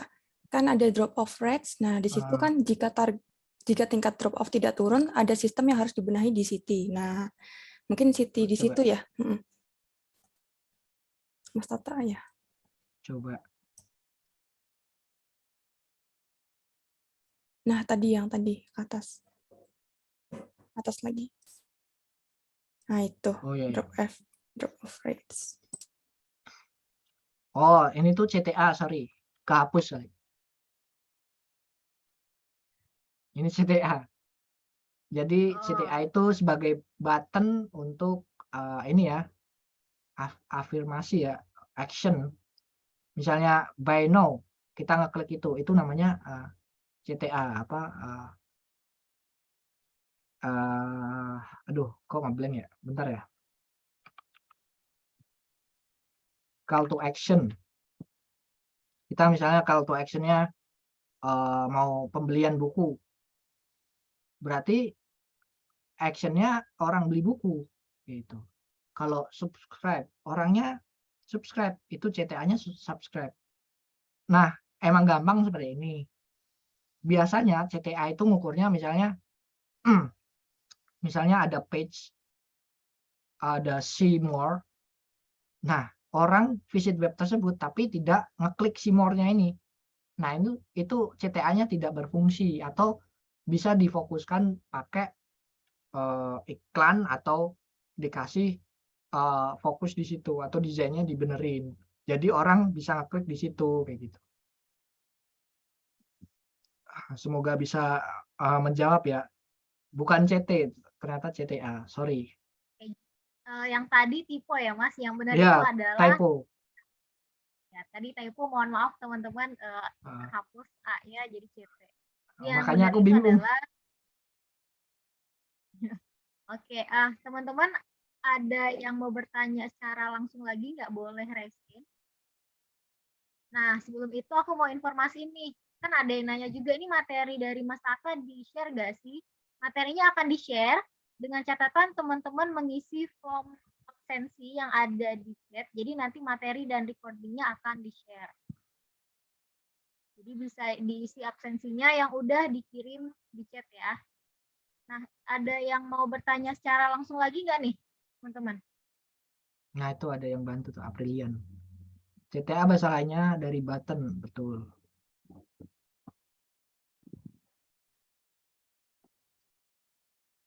Iya, CTA bahasa lainnya dari button. Apakah udah nggak ada yang mau bertanya secara raise hand? Iya, benar juga, CTE. Kayaknya banyak yang malu nih kalau mau ngomong langsung. Ada satu pertanyaan menarik nih Mas di Slido. Bagi aku sih ini menarik ya, tapi ya semoga mewakili dari teman-teman. Apa dalam proses KPI harus punya kemampuan seperti data science, serta apa saja tips-tips yang perlu dihindari agar KPI punya data yang valid. Nah, ini yang susah nih. Itu ada namanya cognitive bias ya. Itu susah banget. Ketika kalian satu ruangan, 4 orang misalnya, 4 orang. 1 orang nonton sinetron, 3 orang nggak nonton sinetron. Ini satu ruangan ya. Ini real case. Ketika 1 orang ditanya, kamu nonton sinetron nggak? Enggak. Karena 3 orang itu kayak intimidasi sinetron itu jelek. Ini bias. Jadi resultnya ketika kamu request siapa sih yang mau nonton sinetron, nggak ada, padahal ada di situ. Ini bias nih, susah. Kita nggak bakal tahu kapan bias itu terjadi. Nah, kalinya gimana? Kalian bikin, misalnya ini pas ini ya user interview ya. Kalian bikin mereka senyaman mungkin, kalian kasih pertanyaan, jawaban mereka nggak ada benar atau salah, tapi ungkapan opini mereka. Jelaskan seperti itu. Kalian bebas ngeluarin unek-unek dan opini sesuai dengan selera kalian. Nah, kalau kalian pengen mangkas waktu misalnya, stakeholder pengen user interview pada usernya itu kelar 1 minggu. Terus kalian nyari 10 orang. 10 orang ini kan jadwalnya beda-beda ya. Terus kebetulan ada yang bisa 1 hari bareng-bareng. Nah, itu hindari tuh kayak gitu. Kalau perusahaannya bagus, kalian bisa pecah. 1 ruangan 1 orang. Tapi kan nggak semua perusahaan punya resource seperti itu. Nah, bias gini tuh susah. Karena 1 orang bisa influence orang lain dengan opini dia. Nah, itu salah satunya. Jadi target market kalian bisa meleset gara-gara itu. Itu hal sepele memang. Nah, aku sampai pernah bikin kayak gitu, saya jadinya akhirnya modal sendiri, user testing manggil 10 orang, 10 orang itu bayar 150.000 kan seharian ya, 4 jam, kadang 2 jam, paling cepat sejam. Nah, itu biasanya berurutan, misalnya dia bisa jam 8, terus ada jam 9, ada jam 10. Nggak semua orang punya waktu mau jadi user. Dan nggak semua orang user persona yang sesuai user persona kita mau diinterview. Ini tricky banget. Kalian harus pinter-pinter, kalian belajar di pengalaman. Aku juga masih sering salah. Semoga di sharing ini ada yang lebih pintar daripada aku. Aku juga nggak malu buat bertanya dengan kalian. Aku juga nggak sepenuhnya benar juga. Kita belajar bareng. Cuma kebetulan aku pernah mengalami real case-nya seperti itu. Terima kasih. Semoga menjawab ya. Oke, jadi intinya kita belajar bareng-bareng ya, Mas. Nggak ada yang lebih ahli atau lebih pintar untuk mengikuti, tapi kita belajar sama-sama. Untuk teman-teman yang mau bertanya secara langsung, bisa raise hand, atau kalau malu mungkin bisa di slido-nya aja. Nah, karena tadi banyak pertanyaan, nanti materinya di-share nggak? Materinya di-share beserta reportnya dengan catatan teman-teman mengisi form kehadiran yang linknya udah di-share di chat, jadi nanti akan dikirim via email teman-teman ya. Ini nggak ada nih, beneran nggak ada yang mau resen gitu. Itu ada Mas Fendi, katanya ada 2 lagi pertanyaan ya. Ya, iya. Mungkin bisa di-share dari Slido aja nih kalau misalkan udah nggak ada yang mau resen. Mungkin dia malu gitu buat berbicara, bisa kita baca di resen aja nih di Slido-nya.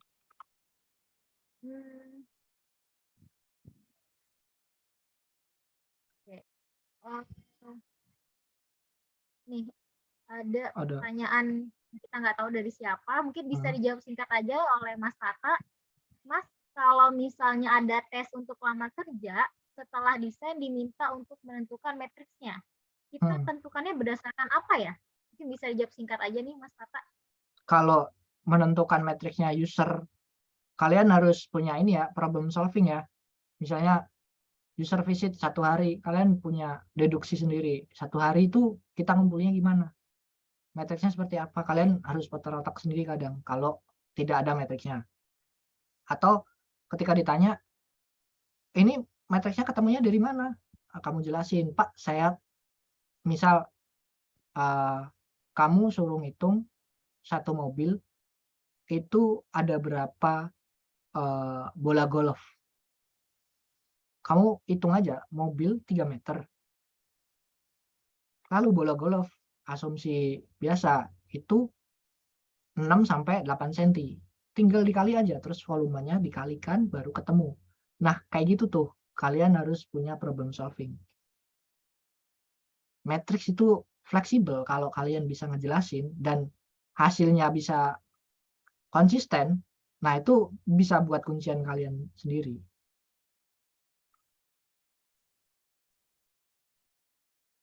Oke. Ini ada pertanyaan selanjutnya nih, Mas.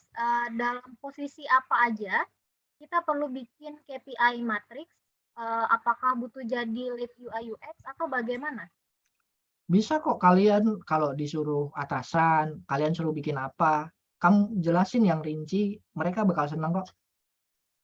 Oh ternyata seperti ini, lebih rinci loh, reportnya bagus banget. Jadi kamu bakalan apa ya, stand out dari yang lainnya ya. Kamu lebih data driven, lebih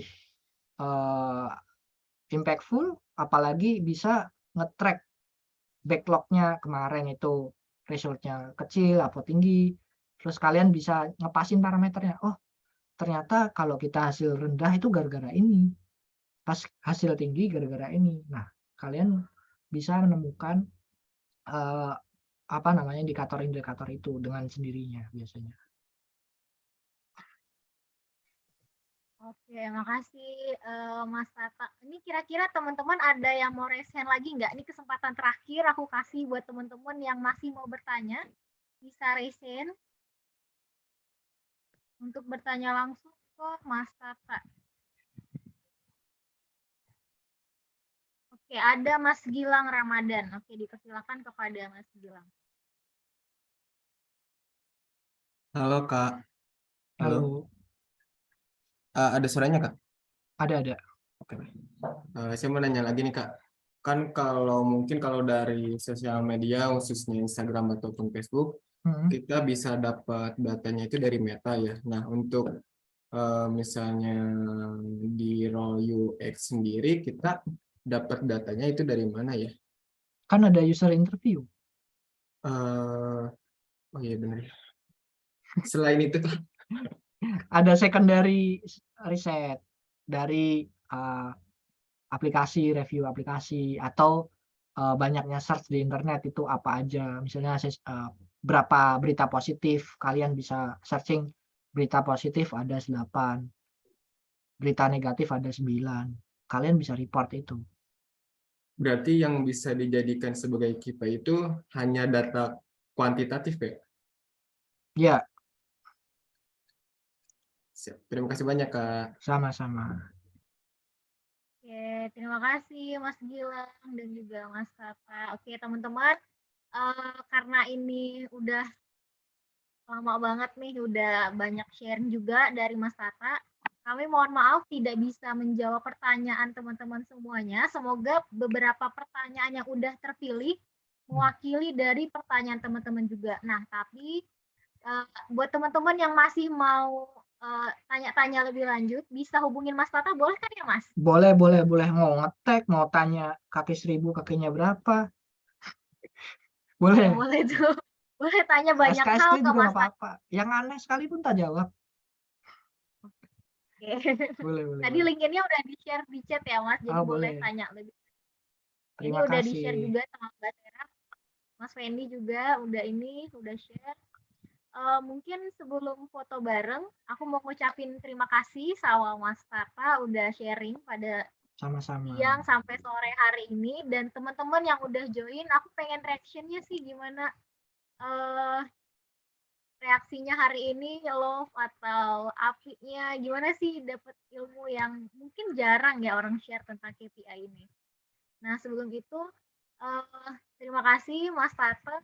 Kita lanjut ke selanjutnya, itu ada mungkin yang mau disampaikan dari Mas Fendi. Tapi sebelum itu aku pengen dapat closing statement sih dari Mas Tata. Atau motivasi buat teman-teman yang lagi belajar atau lagi switch career gitu. Mohon maaf Mas, unmute. Mungkin boleh diaktifin buat closing statement-nya. Ya, terima kasih teman-teman. KPI itu fleksibel, kalian bisa bikin sendiri. Pokoknya datanya bisa dipertanggungjawabkan dari awal sampai akhir tetap sama, jangan berbeda-beda. Nah, itu parameter kalian sendiri. Ketika kalian ditanya, ini dapatnya dari mana? Kalian bisa menjelaskan. Atau kalian bisa cari rumus juga di internet, itu banyak juga. Kalian bisa ngikutin matriks yang disediain rumusnya, atau kalian bisa bikin sendiri buat riset sendiri. Nah, itu terserah kalian masing-masing. Terima kasih sudah mendengarkan. Semoga sama-sama belajar ya. Semoga kedepannya yang muda-muda bisa ngajarin yang kayak saya. Apalagi anak muda kan lebih ini ya, lebih punya ide-ide yang brilian ya. Semoga bisa bermanfaat bagi kalian. Kalau kalian punya misalnya punya apa namanya, Mas aku punya chart nih kayak gini, tag aja nggak apa-apa. Feel free ya. KPI kalian punya apa, misalnya punya case study. Nah, kalian bikin KPI-nya seperti apa. Nah, itu yang buat report ke investor kayak gitu. Semoga membantu lah. Terima kasih udah mendengarkan. Thank you, thank you. Sebelumnya Oke, terima kasih juga ya Kak. sama Mas Fendi, terus ada Kak Tatiana, Kak Priska, lalu ada teman-teman yang lainnya sudah antusias banget lah ngikutin kelas ini. Thank you, thank you. Oke. Makasih Mas Fata atas closing statement-nya. Semoga materinya bermanfaat buat teman-teman. Nah, lanjut nih, ada sharing session juga dari Mas Fendi. Mungkin bisa langsung aja Mas Fendi. Terima kasih Oke. Mas Fata. Sama-sama. Oke, thank you Mas Tata atau atas materinya. Teman-teman, aku tahu mungkin ini materinya agak lumayan berat ya bagi teman-teman yang mungkin masih pemula. Ya karena memang dari awal juga Mas Tata udah bilang di grup kita kalau sebenarnya materi ini lebih ke medior level. Tetapi kalau misalnya teman-teman mungkin yang masih pemula kepengen ikut juga nggak ada masalah sih gitu. Tapi lebih ke pengenalan aja sih sebagai bekal. Dan tadi juga udah isi form feedback. Thank you. Nanti kita akan share recordingnya sama slide, ditunggu aja. Ada feedback juga di mana kalau bisa praktek dong gitu. Kalau bisa diajarin dong. Nah, mungkin itu nanti di next session kali ya, karena memang untuk membuat itu kita butuh waktu yang lebih panjang, butuh waktu yang lebih intens ya untuk ngajar itu. Dan tadi juga ada request topik ya, teman-teman untuk dibahas di next event. Nah, tadi aku sedang ada yang ngasih topik, iya kalau bisa topik-topiknya topik-topik yang seperti ini gitu ya. Jadi jangan cuman biar orang tahu kalau UI UX itu bukan cuma desain web doang, gitu katanya. Karena biasanya itu kan yang ada di kepalanya kita, kayak ya udah kita tahu UI UX itu desain gitu. Padahal sebenarnya UI UX itu luas gitu. Nah, terus juga mungkin ada teman-teman juga yang kayak minta request materi-materi UX research. Nah, mungkin nanti kita bakal bikin sesi lagi untuk itu. Sebenarnya ada banyak sesi ya, dan kita sih sebenarnya tujuannya lebih ke sharing ilmu ke teman-teman. Jadi so far kalau nanti teman-teman punya pertanyaan seputar tentang dunia UI UX, teman-teman ya boleh sharing di grup WA ataupun di grup Discord gitu ya teman-teman. Karena menurut aku dengan kita sharing, ngobrol, itu kita bisa dapat ilmu baru, networking gitu, dan juga kadang-kala jujur opportunity itu hadir dari hanya sebatas sharing-sharing doang aja gitu. Yang walaupun mungkin secara lokasi kita jauh beda, mungkin kayak contoh aku di Jakarta gitu, teman-teman lagi mungkin ada di Bali, ada di Bandung gitu. Tapi hanya dengan sharing-sharing kayak gitu, opportunity itu bisa ada, bisa datang gitu. Dan kita nggak tahu gitu kan. Atau mungkin di saat kita punya project-project itu kita bisa sharing ke kalian gitu. Aku bersyukur banget dapat materi insight dari Mas Tata, karena jujur aku as a UX researcher kebanyakan ngolah data itu kualitatif ya. Nah, pernah aku di-challenge sih. Aku sharing sama Priska karena Priska market research, aku challenge bahwa gimana nih kalau ngolah data kuantitatif gitu. Aku bilang ya kalau cuma dikit-dikit tahu sih, sedangkan Excel aja aku nggak tahu, apalagi mau pakai yang Python ya kayak gitu ya. Gitu. Mungkin aku nggak tahu pakai Python, tapi kalau pakai ular sanca aku tahu kali. Gitu. Jadi ya memang kalau di bootcamp kebanyakan UX research itu difokuskan ke kualitatif. Kenapa kualitatif? Karena memang itu yang cepat untuk kita bisa paham tentang pengguna gitu kan. Lebih bisa berempati. Tetapi sebenarnya ya dalam aslinya ya kita as a UI UX harus juga paham sebenarnya dengan matrix itu, karena kita nggak cuman ya udah bikin produk lepas gitu aja gitu kan, tapi ada banyak metrik yang harus kita ukur untuk menentukan produk ini sukses atau enggak, kayak gitu sih. Itu sih kalau dari aku. Thank you teman-teman semuanya, aku kembaliin ke Priska ya. Oke, terima kasih Mas Fendi.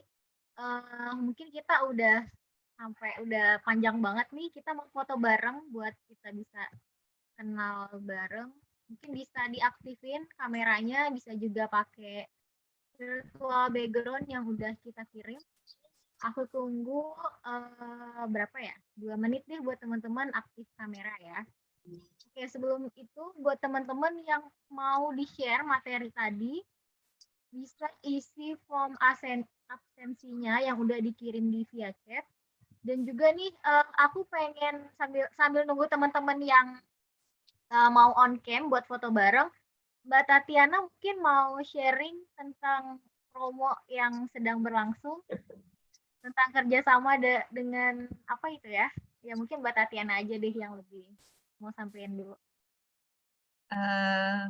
Sunbercode ya.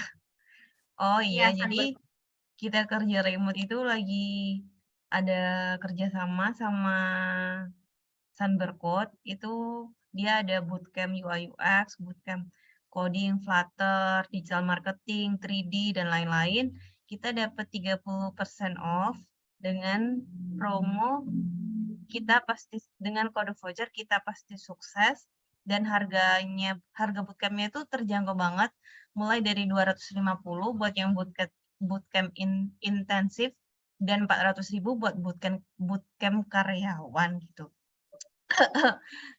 Dan itu menurutku murah banget ya, karena aku ikut bootcamp itu bootcamp di Glints itu income share agreement itu 50 juta. Jadi 200.000 itu kayak nggak ada apa-apanya. Jadi aku encourage kalian banget sih buat ikut. Karena belajar otodidak dengan ada mentor itu beda banget sih pastinya. Bener banget nih. Oke teman-teman, ada yang mau buka kameranya lagi buat lihat muka cantik dan gantengnya. Kita mau foto bareng nih.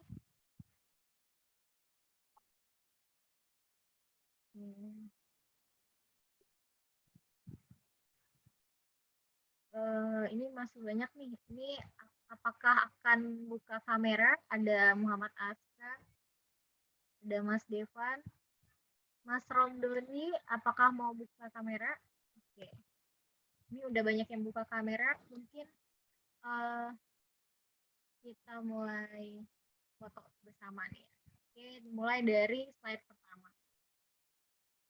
Oke, 1, 2, 3.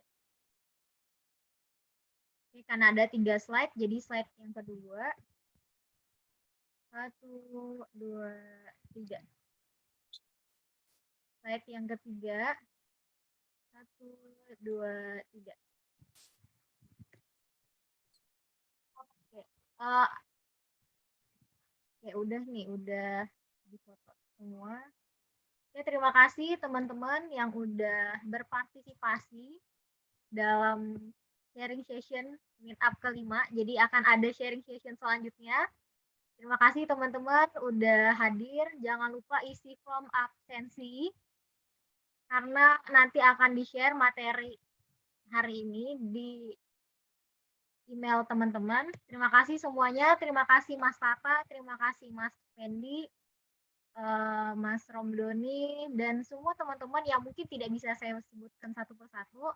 Mohon maaf atas segala kesalahan dan kekurangan. Mungkin kita bisa bertemu di lain waktu, di lain sesi, atau mungkin berkoneksi lewat LinkedIn dan sosial media lainnya. Oke, terima kasih teman-teman. Sekian dari saya. Wassalamualaikum warahmatullahi wabarakatuh. Selamat sore, karena ini udah sore. Terima kasih. Thank you guys.